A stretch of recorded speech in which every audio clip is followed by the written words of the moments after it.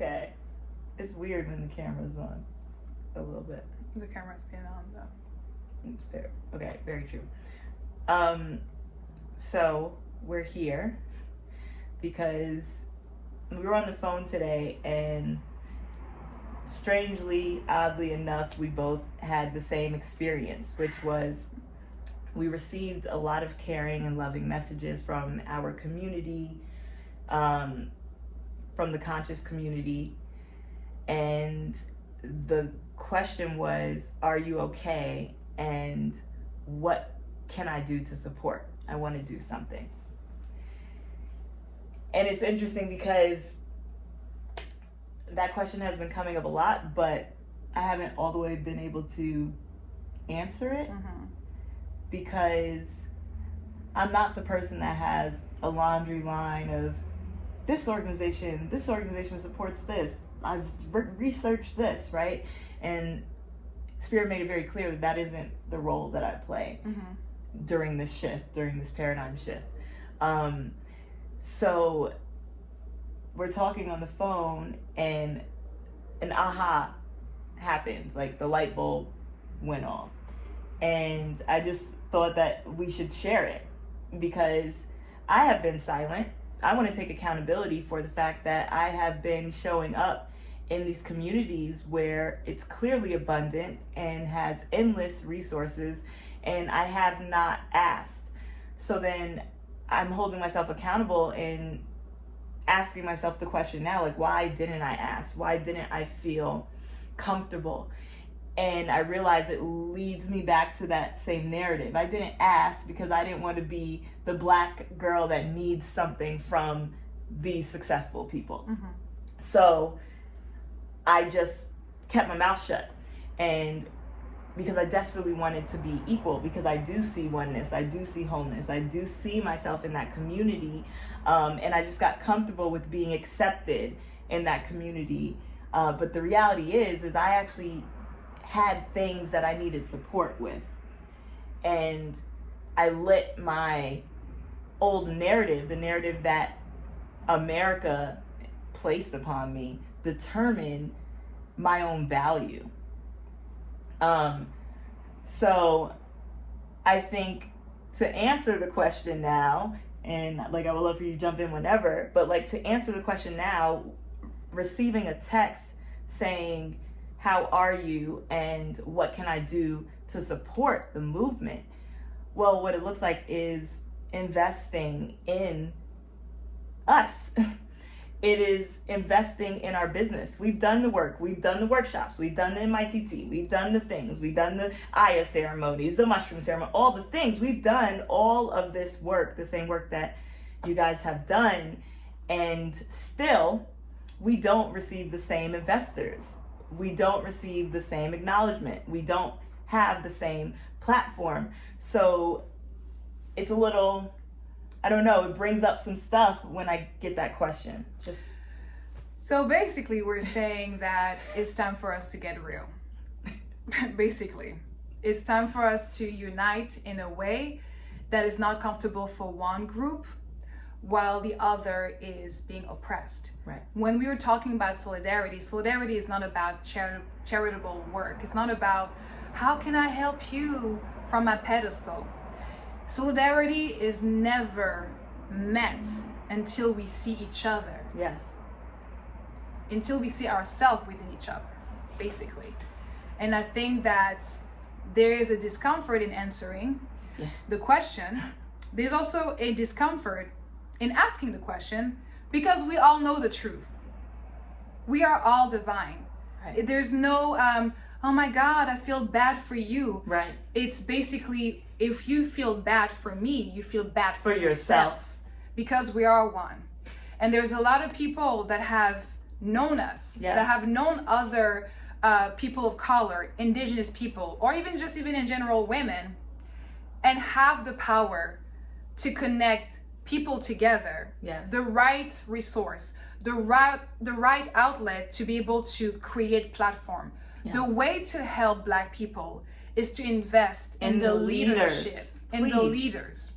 When you look at the community of Black people, pay attention to who are the new Malcolm X's, right, and the new Martin Luther King, or the, you know, Nelson, like Mandela, the Fela Kuti. Like, pay attention to see who is there and trust. And also ask yourself, why is it that you're not investing? Right. There's definitely a time of like, okay, I didn't think about it. Right. But within the ignorance, there is truth. Right. Within the amnesia, right, there's remembering. Right. And it's not for me to say that in a judgmental way. It's for us to just ask the question, why is it that we're tiptoeing around true solidarity? Right. Because everybody plays a respective role around activism and rendering true justice, but who get to empower the narratives of the unseen and the unheard? Especially when it comes down to portray the experience of being unseen and unheard. It cannot be spokesperson. Right. It has to be the representative of these tribes. Right. It's like building the leaders up, because this is where it gets tricky. When you, the white woman, goes into the public school to teach the youth, people of color, yoga, they now see you as the savior, right? What would it look like if you looked right beside you? Oh, hey, you're in my community. You actually look like these people. You actually have the same philosophies that I have. I'm going to build you up so that you can go to your community, so that they don't just have Beyonce and Jay-Z, because those people feel untouchable to the youth, right? They worship them, they idolize them. But what would it look like to empower the people that are literally going into the schools right now? To empower the people that are literally creating these transformative dinners right now. And even when it comes down to the world of investment, now there is this new focus on conscious companies. And we were talking about things like medical integration around ancient wisdom. Right. And now there is huge companies that are investing millions of dollars towards ancient wisdom. And it becomes extra, like almost like exploitive, if we don't know how to bring everybody together. So by the time we actually want to borrow each other's wisdom or share each other's wisdom, it doesn't feel like there is this archetype of the enemy. Right. So basically, there is ways for us to all win once we get to see ourselves within each other.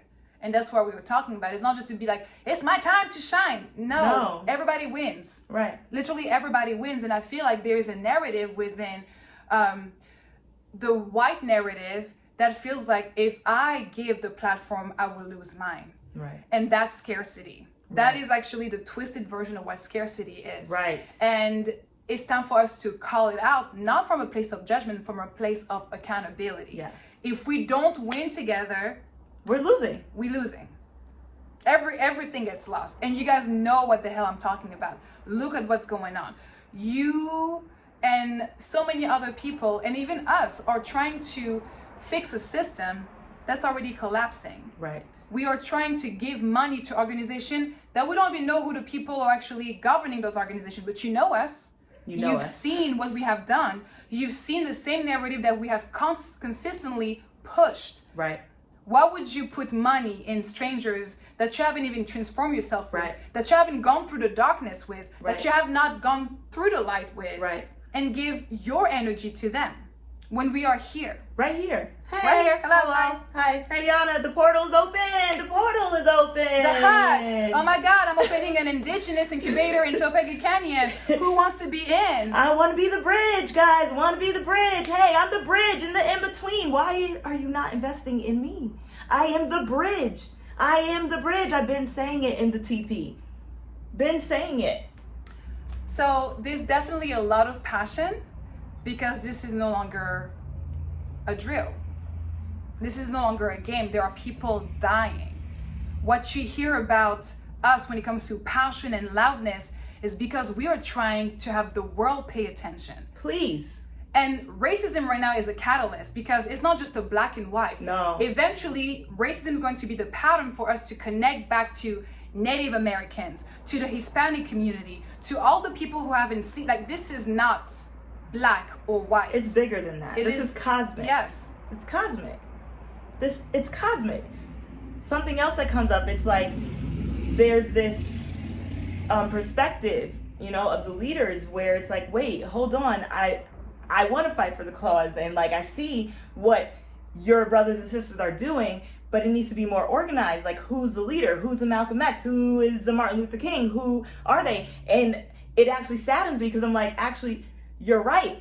But like, in order to really organize in the way where we can completely dismantle this system and create a new, as we are transitioning into the fifth dimensional plane, the way that we can do that is to, once again, support the people that are speaking that language.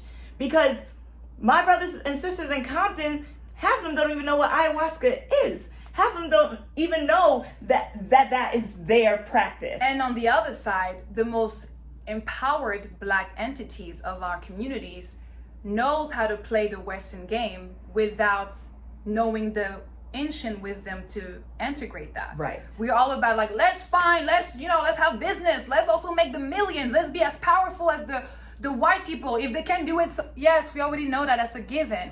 That's not the point. This is not a competition.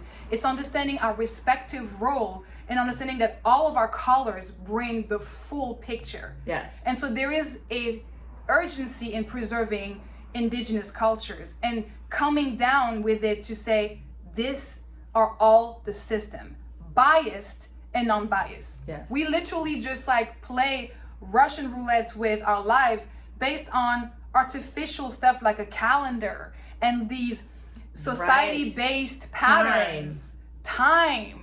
Buildings. We have to wake up from this time to this time and work from a 9 to 5. What is that?